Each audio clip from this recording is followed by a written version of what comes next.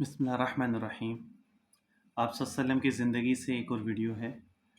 اور آپ لوگوں کو پتہ ہے کہ میں ویڈیو اپلوڈ کرتا ہوں آپ سب کی لائف سے بھی، تاکہ آپ لوگ اس کو دیکھیں، اس کو سنیں اور اس چیز کو اپنی لائف میں جو ہے وہ آپ لوگ اپلائی کر سکیں۔ معیت الہی یعنی اللہ تعالیٰ کی یاد۔ آپ صلی اللہ علیہ وسلم سوتے جاگتے اٹھتے بیٹھتے ہر وقت اللہ تعالیٰ کی یاد میں رہتے تھے۔ اللہ تعالیٰ کا ذکر، اذکار، ان چیزوں میں آپ صلی اللہ علیہ وسلم چاہے وہ ہمیشہ رہتے تھے۔ ویڈیو کو آگے چلانے سے پہلے چینل کو ضرور سبسکرائب کیجیے گا اور لوگوں کے ساتھ ضرور شیئر کیجیے گا، تاکہ آپ لوگوں کے ساتھ دوسرے لوگوں کی زندگیاں بھی جو ہیں وہ آسان ہو سکیں آپ صلی اللہ علیہ وسلم کی زندگی کے اوپر عمل کرتے ہوئے۔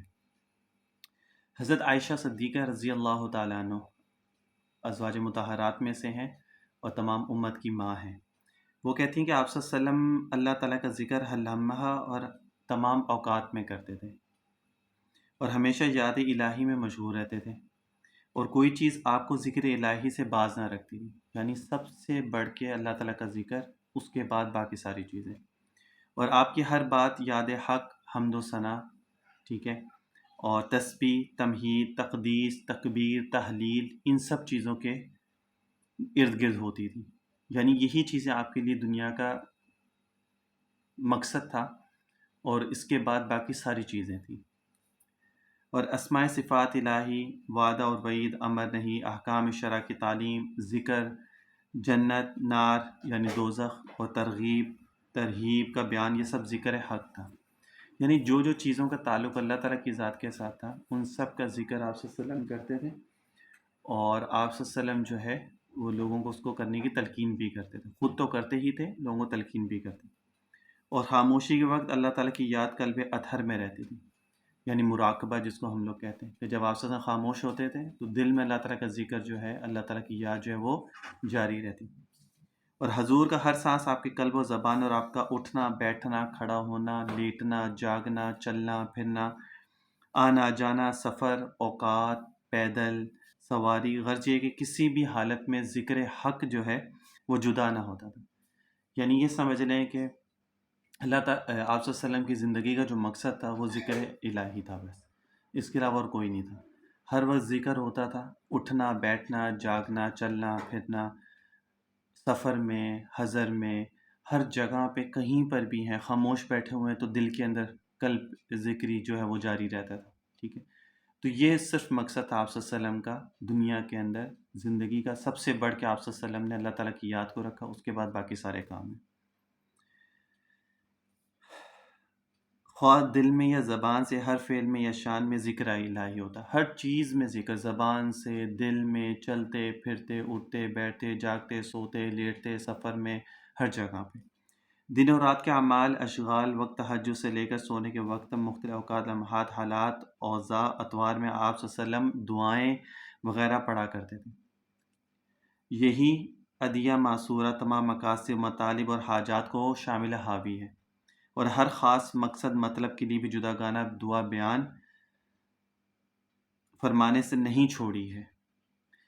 یہ جتنی چیزیں میں نے ابھی آپ کو بتائی ہیں، اللہ تعالیٰ کی یاد، اس کا مطلب یہ ہے کہ ہمارے لیے سب سے ضروری چیز جو ہے وہ اللہ تعالیٰ کی یاد ہے،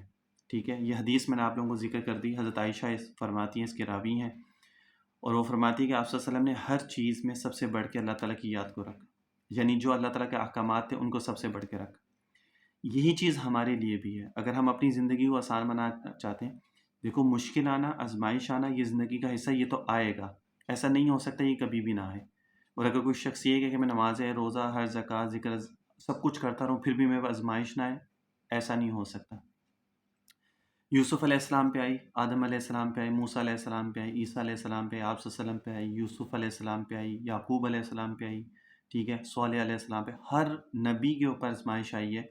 تو اہل بیت کے جو گھرانے ہیں، تمام انبیاء کے جو اہل بیت ہیں، ان کے جو گھرانے، ان کے اوپر بھی آزمائشیں آئی ہیں، ان کے ازواج کے اوپر بھی آزمائش آئی ہیں، جو ان کے فالوورس ہیں، ان کے جو صحابہ تھے، ان کے اوپر بھی آزمائش آئی ہے، تکلیفیں آئی ہیں۔ لیکن یہی چیز دیکھی جاتی ہے کہ جب انسان ان چیزوں سے نکلتا ہے، تکالیف سے نکلتا ہے، اور اللہ تعالیٰ کا صبر اور شکر کے ساتھ، اور یہ چیزیں کب انسان کی مدد کرتی ہیں، کیسے نکلتا ہے، جب وہ اللہ تعالیٰ کو یاد رکھتا ہے ہر معاملے کے اندر۔ یہ چیزیں میں اپنے بیان میں پہلے بھی بہت دفعہ ذکر کر چکا ہوں،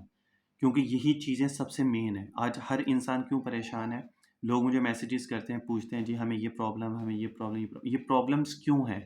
پرابلمس تو زندگی کا حصہ ہیں، لیکن اللہ تعالیٰ نے فرمایا اگر تم مجھے یاد کرتے رہو گے، نماز، روزہ، حج، زکوٰۃ، یہ سب چیزیں کرتے رہو گے، تو پریشانی تمہارا کچھ بھی نہیں بگاڑ سکے گی، پریشانی تمہیں پریشان نہیں کرے گی،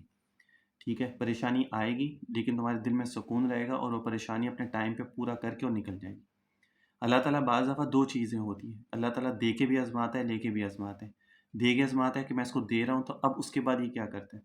اور جب لیتے ہیں تو پھر جب اللہ تعالیٰ ان سے لے لیتا ہے تو پھر وہ کیا کرتے ہیں، ٹھیک ہے؟ جیسے سورۃ الفجر میں ہے نا، جب اللہ تعالیٰ ان لوگوں کو دیتا ہے تو وہ لوگ بڑا شکر، بڑے خوش اور یہ ہوتے ہیں، اور جب اللہ تعالیٰ ان سے آزمائش کی وجہ سے لیتا ہے تو وہ لوگ کہتے ہیں دیکھو جی اللہ تعالیٰ نے ہم سے لے لیا، اللہ تعالیٰ نے ہمارے ساتھ یہ معاملہ، وہ شکایتیں وغیرہ جو ہوتی ہیں، جو آج کل ہر انسان یہ چیزیں کرتا ہے۔ تو ہر چیز میں سب سے زیادہ مقدم جو رکھنا ہے وہ اللہ تعالیٰ کی یاد کو رکھنا ہے، ہر معاملے کے اندر تقوی اختیار کرنے کی کوشش کریں۔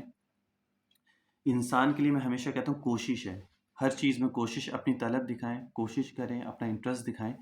اللہ تعالیٰ آپ کو اس طلب اور کوشش اور انٹرسٹ کے بدلے میں آپ کو اللہ تعالیٰ عطا فرمائیں گے۔ اگر آپ وہ چیز نہیں کریں گے تو آپ کو بیٹھے بیٹھے تو کوئی بھی چیز نہیں ملے گی۔ کھانا کھانے کے لیے آپ کو روٹی توڑنی پڑتی، نوالا بنانا پڑتا ہے، پھر اپنے منہ میں ڈالنا پڑتا ہے، پھر آپ اس کو کھاتے ہیں اور چباتے ہیں اور آپ کے پیٹ میں جاتا ہے وہ، تو اس کے لیے بھی آپ کو محنت کرنی پڑتی ہے۔ تو اسی طرح اللہ تعالیٰ کی یاد، اللہ تعالیٰ کے احکامات کو پورا کرنا، اس کا خوف، اس کا ڈر اپنے دل میں رکھنا، تقوی اختیار کرنا، اس کی ہر وقت ہر لمحہ آپ فارغ بیٹھے ہوئے ہیں تو دل کے اندر ذکر جاری کرتے ہیں، زبان اپنی چپ اور دل آپ کا بولے اللہ اللہ اللہ، یہ چیز اس کو کہتے ہیں قلب ذکری، ٹھیک ہے نا؟ اور اگر اسی طرح آپ اگر نماز کے بعد فارغ ہوتے ہیں تو جو اذکار ہیں آپ صلی اللہ علیہ وسلم نے بتایا اس کے اوپر عمل کرنے کی کوشش کریں، اگر نہیں یاد کر سکتے اسکرین شاٹ لے کے موبائلوں میں رکھ لیں، کوشش تو کریں نا، کوشش کریں گے تو اللہ تعالیٰ آپ کی مدد بھی کرے گا اور ہر چیز آپ کو عطا کرے گا، اور اگر کوئی پریشانی آزمائش آئے گی تو وہ کیسے نکل جائے گی آپ کو پتہ بھی نہیں چلے گا۔ لیکن اگر آپ کوشش ہی نہیں کریں گے اور پھر کہیں گے جی میں پریشان ہوں، وہ تو پھر آپ کے اپنے اعمال کی وجہ سے پریشانی ہے، اور وہ پھر ہمیشہ رہے گی، وہ کبھی ٹھیک نہیں ہوگی۔ اللہ کو چھوڑ کے اور اگر انسان یہ سوچے کہ میں خوش رہ سکتا ہوں اور میں سکون میں رہ سکتا ہوں، کبھی نہیں ہو سکتا۔ اللہ کو یاد رکھ کے، اللہ کے احکامات کو پورا کر کے اگر پریشانی آئے گی بھی تو اس کا آپ کو پتہ بھی نہیں چلے گا۔